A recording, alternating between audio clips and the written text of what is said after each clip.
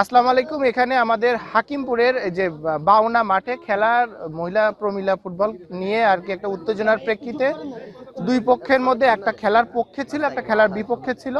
তো সেটা নিয়ে একটা উত্তেজনার প্রেক্ষিতে আমরা এসে খেলা বন্ধ করার জন্য আসছিলাম। তো কিছু অবিবেচক মানুষের কার্যক্রমের কারণে সহিংসতা হয়েছে। যারা খেলার পক্ষে ছিল তারা সহিংসতা ঘটিয়েছে।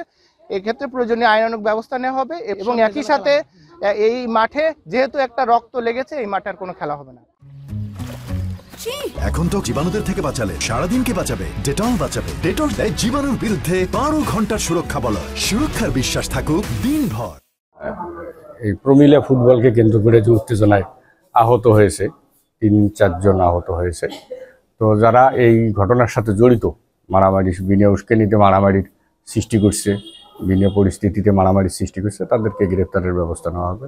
প্রয়োজনীয় আইনানুগ ব্যবস্থা প্রক্রিয়াধীন।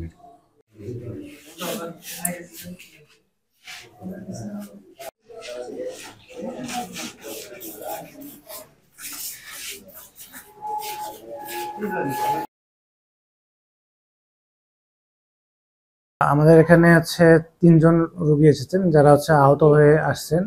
যে তারা একটা মারামারি হিস্ট্রি দিয়েছেন, প্রায় 1 ঘন্টাতে একটু উপরে হবে, 1 ঘন্টা হবে আর কি, প্রায় 3:45টার সময়।